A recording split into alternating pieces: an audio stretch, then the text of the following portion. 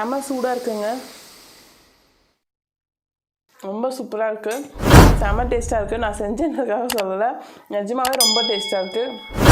கண்டிப்பாக நீங்கள் உங்கள் வீட்டில் ட்ரை பண்ணி பாருங்கள். ட்ரை பண்ணிவிட்டு எப்படி இருக்குன்னு கமெண்ட் பாக்ஸில் கமெண்ட் பண்ணுங்கள். இதில் வந்து என்ன சொல்கிறது, புளி உப்பு எல்லாமே சரியாக இருக்கும். காரமும் நம்ம பச்சை மிளகா போடுறோம், மிளகாத்தூள் போடுறோம், அதனால் எல்லாமே உங்களுக்கு மிக்ஸ்டாக இருக்கிறதுனால ரொம்ப நல்லது. பசங்களுக்கு முருங்கைக்கீரைலாம் ரொம்ப உடம்புக்கு ஹெல்த்துக்கு ரொம்ப நல்லது. அதனால் நான் ஏற்கனவே சொன்ன மாதிரி இதில் எல்லாமே கலந்துருக்கு. ஸோ இதை வந்து நீங்கள் வந்து ஒரு மந்த்லி ட்வைஸ் அந்த மாதிரி செஞ்சு தாராளமாக கொடுக்கலாம். பிஸ்மில்லாபாத்துன்றது வேறு, பருப்பு சாதம்ன்றது அது வேறு மாதிரி. ஸோ அதனால் நீங்கள் இதையும் அதையும் மிங்கிள் பண்ணிக்காதீங்க. இந்த பருப்பு சோறை கண்டிப்பாக நீங்கள் ட்ரை பண்ணி பார்த்துட்டு எப்படி இருக்குன்னு எனக்கு சொல்லுங்கள். Hi viewers, welcome to our channel. நான் இப்போது நம்ம சேனலில் என்ன பண்ண போகிறேன்னு பார்த்தீங்கன்னா பருப்பு சாதம். பருப்பு சாதம்னா இது பிஸ்மில்லாபாத் கிடையாதுங்க, இது பக்கா பியூர் சவுத் இந்தியன் டிஷ்ஷு.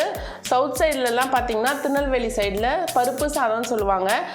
இது பருப்பு சோறு வந்து ரொம்ப ஃபேமஸ், அங்கே ரொம்ப நல்லாயிருக்கும். இன்றைக்கி நான் அதை தான் பண்ணி காட்ட போகிறேன். நீங்கள் அது எப்படி இருக்குது நீங்களும் பார்த்துட்டு நீங்களும் கண்டிப்பாக ட்ரை பண்ணுங்கள். ஸோ இப்போ நம்ம பருப்பு சாதம் பண்ணுறதுக்கு என்னெல்லாம் தேவைன்னு பாருங்கள். ஆக்சுவலாக இது பருப்பு சாதம் இல்லை, பருப்பு சோறு தான் சொல்லுவாங்க. சரி, இது இப்போ என்ன எப்படி செய்யலான்னு பார்க்கலாம். இதுக்கு வந்து எப்போவுமே நம்ம நார்மலாக பண்ணுற ரைஸில் பண்ண மாட்டாங்க. இதுக்கு வந்து எப்படின்னா இட்லி அரிசி இருக்குல்ல, குண்டரிசி, அந்த அரிசியில் தான் இந்த பருப்பு சாதம் பண்ணுவாங்க. ஸோ அதனால் நான் என்ன பண்ணியிருக்கேன்னா இன்றைக்கி இதோ இந்த கப்புக்கு 2 கப்பு அரிசி எடுத்திருக்கேன். அதுக்கப்புறம் இதுக்கு 3/4 வந்து தோரம்பருப்பு எடுத்திருக்கேன். ஸோ அதனால் இப்போ இதையும் ஒன்றா போட்டு நம்ம வாஷ் பண்ணிக்கலாம் இதை. அதுக்கப்புறம் இதுக்கு வந்து சின்ன வெங்காயம் கொஞ்சம் நிறைய வேணும். நான் அதனால் ஒரு 15 சின்ன வெங்காயத்திட்ட உரித்து வச்சுருக்கேன். நீட்டாக பெருசாக இருந்தால் நீட்டாக வகுந்துருங்க, குட்டி குட்டியாக இருந்துச்சுன்னா அப்படியே விட்டுருங்க. பச்சை மிளகா ஒரு 4 பச்சை மிளகாய் எடுத்திருக்கேன்.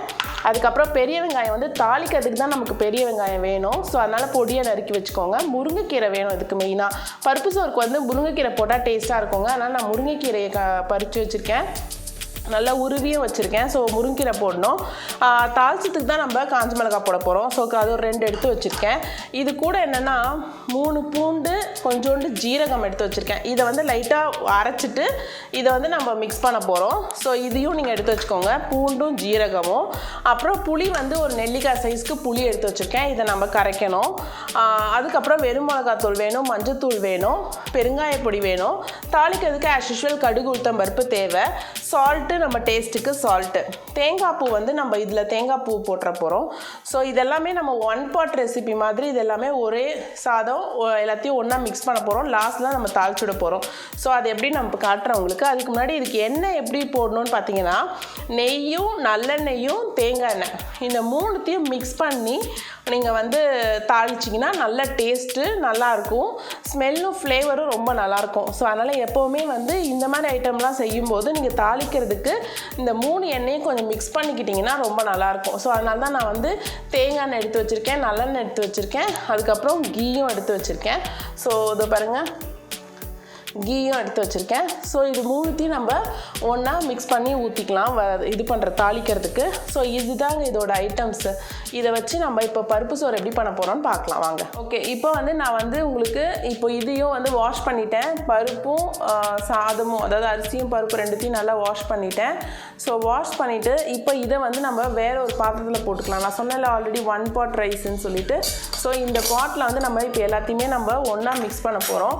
அதனால் நான் இப்போ அந்த அரிசி எவ்வளோக்கு எடுத்திருக்கேன்னா 2 அரிசியும் ஒரு 3/4 கப்பு பருப்புக்கு எடுத்திருக்கேன். ஸோ அதனால் இப்போ நம்ம வந்து எவ்வளோ தண்ணி ஊற்ற போகிறோம்னு பார்த்தீங்கன்னா ஒரு 6 டம்ளர் தண்ணி இதுக்கு ஊற்றிக்கலாம். ஸோ 1 வந்து நான் புளி தண்ணி ஊற்றிட்டேன். ஸோ பேலன்ஸ் 5 வந்து நம்ம இப்போது நார்மல் தண்ணி ஊற்றிக்கலாம். இப்போது 5 டம்ளர் தண்ணி நான் ஊற்றியாச்சு. இப்போ இந்த 5 டம்ளர் தண்ணி ஊற்றியாச்சு இல்லையா. இப்போ இதில் நம்ம வந்து ரைஸ் ஆட் பண்ண போகிறோம். ரைஸு பருப்பு எல்லாமே சேர்த்து இதில் போட்டுடலாம் நம்ம. ஸோ இப்போ வந்து பார்த்திங்கன்னா ரைஸ் போட்டுட்டோம், ரைஸ் போட்டுட்டோம், தால் போட்டோம், புளி தண்ணி ஊற்றியாச்சு. இப்போ இதில் கொஞ்சோண்டு மஞ்சத்தூள் ஆட் பண்ணிக்கோங்க. அதுக்கப்புறம் இதில் வந்து சில்லி பவுடர் வந்து ஒரு ஸ்பூன் சில்லி பவுடர் ஆட் பண்ணிக்கோங்க காரத்துக்கு.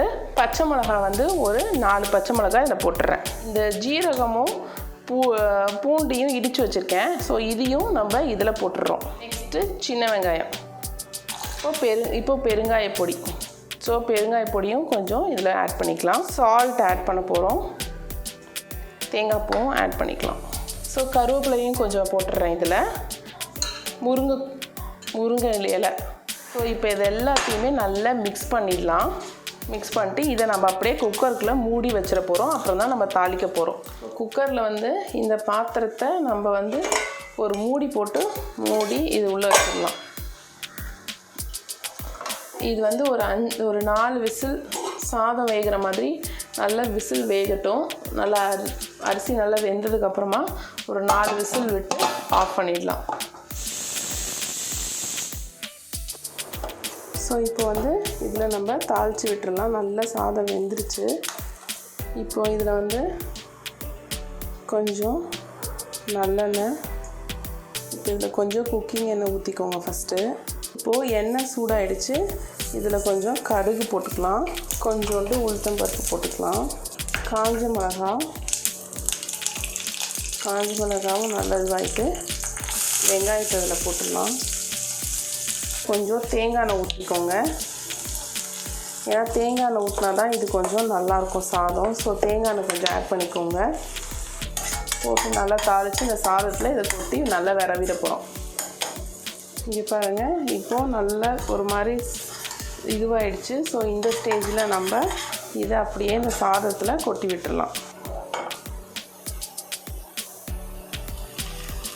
நெய்யும் ஊற்றிக்கலாம் இந்த சாதத்தில். ஸோ நான் இப்போ இதை வந்து நல்லா கிளறிட்டு உங்களுக்கு சர்வ் பண்ண எப்படி பண்ணுறோன்னு காட்டுறேன். பருப்பு சோறை கண்டிப்பாக நீங்கள் ட்ரை பண்ணி பார்த்துட்டு எப்படி இருக்குன்னு எனக்கு சொல்லுங்கள். தேங்க்ஸ் ஃபார் வாட்சிங் திஸ் வீடியோ. நான் நெக்ஸ்ட்டு ஒரு ரெசிபியில் உங்களை மீட் பண்ணுறேன். தேங்க்யூ, பாய். அதுக்கு முன்னாடி நம்ம சேனலில் சப்ஸ்கிரைப் பண்ணாமல் இருந்தீங்கன்னா கண்டிப்பாக சப்ஸ்கிரைப் பண்ணுங்கள்.